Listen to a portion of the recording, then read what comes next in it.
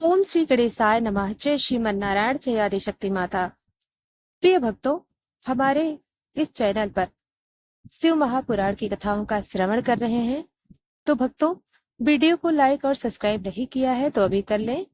Bell icon को जरूर दबाएं ताकि हमारी हर भक्ति वीडियो आप तक पहुंच सके। प्रिय श्रोताओं, पिछली कड़ी में हमने जाना था शिव ही सृष्टि का के आदि कारण है। आज हम प्रवेश करेंगे एक दिव्य कथा में। जन्म होगा उस देवी का जो स्वयं हिमालय की पुत्री होंगी, जिनके तप से महादेव स्वयं विवाह हेतु प्रेरित होंगे और जिनके साथ होगा शिव का पवित्र मिलन। जी हाँ, आज की कथा है पार्वती माता के जन्म और तप की। बहुत समय पूर्व भगवान शिव के विवाह सती से हुआ था, जो दक्ष प्रजापति की पुत्री थी। लेकिन दक्ष ने शिव का अपमान किया और सती ने यज्ञ कुंड में अपने प्राण त्याग दिए। शिव ने सती के शव को लेकर तांडव किया और फिर समाधि में लीन हो गए। यही कारण बना शिव के पुनः विवाह का मार्ग बंद होने का। परंतु सती को फिर से जन्म लेना था और यही अगली कड़ी है हमारे आज की कथा की।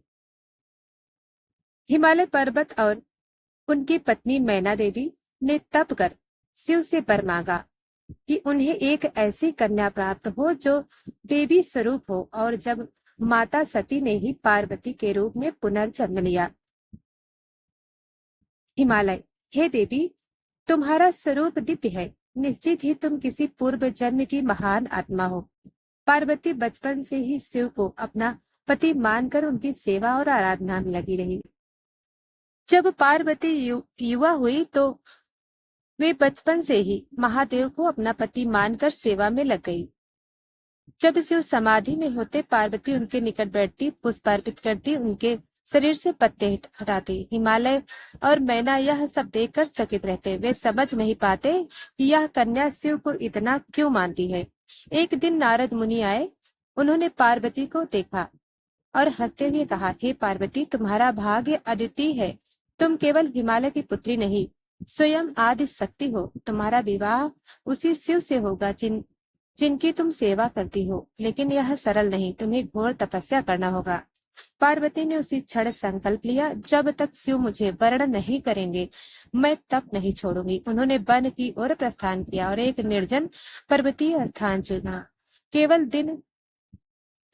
पहले दिन केवल फलाहार किया, फिर केवल कंदमूल, फिर केवल पत्ते, फिर केवल जल और अंत में केवल वायु का ही सेवन किया।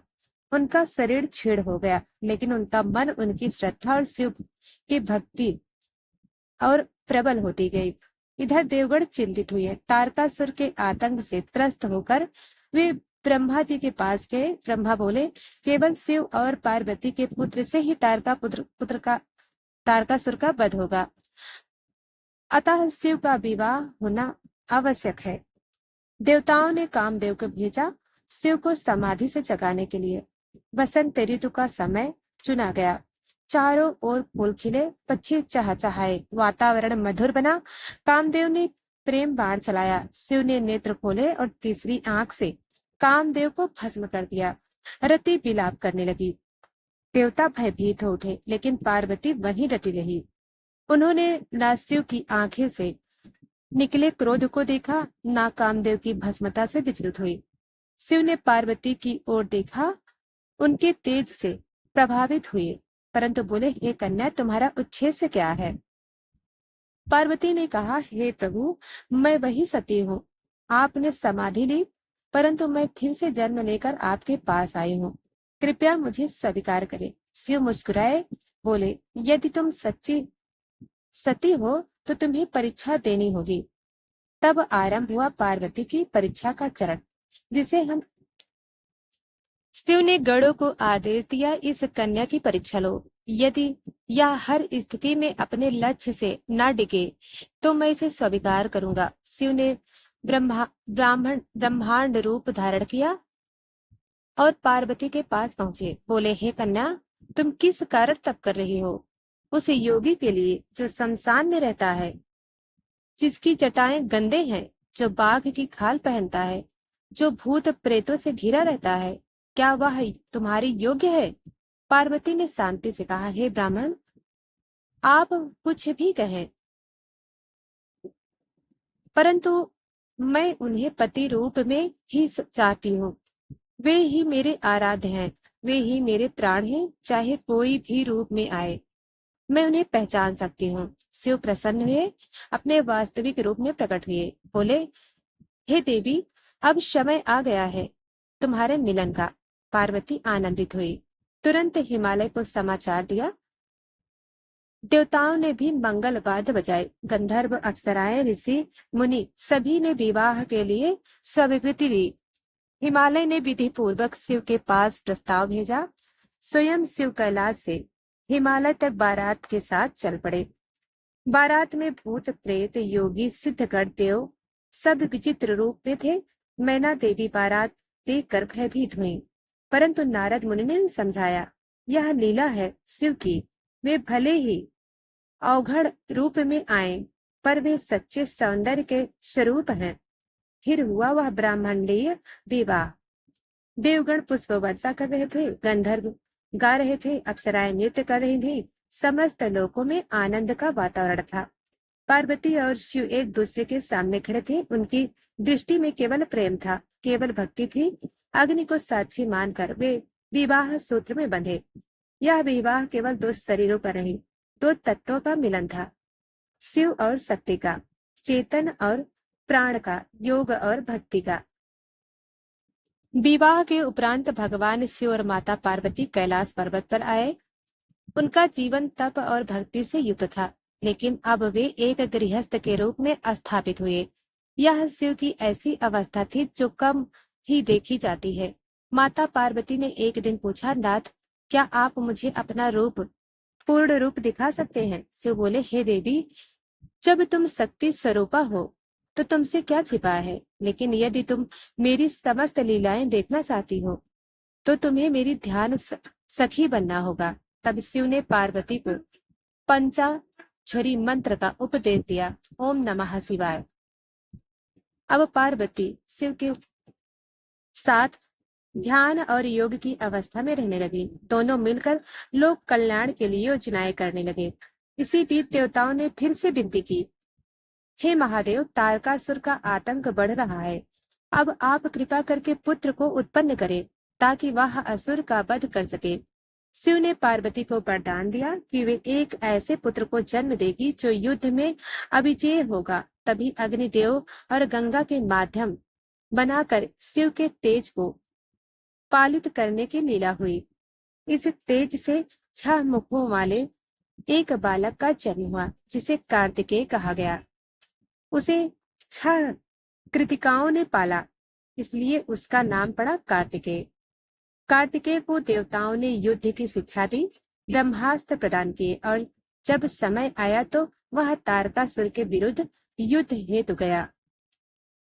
जैसे ही कुमार कार्तिकेय तारकासुर से युद्ध के लिए रवाना हुए, देवताओं में आशा की किरण जगी। इधर तारकासुर भी जानता था कि शिव के पुत्र से उसका वध निश्चित है, अतः उसने समस्त मायावी शक्ति को उपयोग किया। 3 दिन तक घमासान युद्ध हुआ। तारकासुर मायावी अस्त्रों का प्रयोग करता, लेकिन कार्तिकेय हर बार उसकी चालों को विफल कर देते। आखिरकार 6ठे दिन कार्तिकेय ने ब्रह्मास्त्र चलाया और तारकासुर का अंत कर दिया। समस्त लोगों ने विजय घोष किया। देवताओं ने कार्तिकेय को सेनापति घोषित किया। शिव के पुत्र ने अधर्म पर धर्म की विजय का प्रतीक बनकर सभी को सिखाया। तप, संयम और साहस से असंभव भी संभव है। अब शिव ने कार्तिकेय को कैलाश बुलाया। पार्वती ने पुत्र को गले लगाया। शिव ने मुस्कुरा कर कहा, हे पुत्र, तुम्हारा जन्म केवल युद्ध के लिए नहीं बल्कि सृष्टि के संतुलन के लिए हुआ है। इसके बाद शिव ने अपने भक्तों और सेवकों को संगठित करने का कार्य प्रारंभ किया। उन्होंने भूत, प्रेत, पिशाच, योगी, साधु, तपस्वियों को एकत्र कर उन्हें शिव गण बनाया। इन गणों में नंदी, भृंगी, चंद्र, वीरभद्र आदि प्रमुख थे।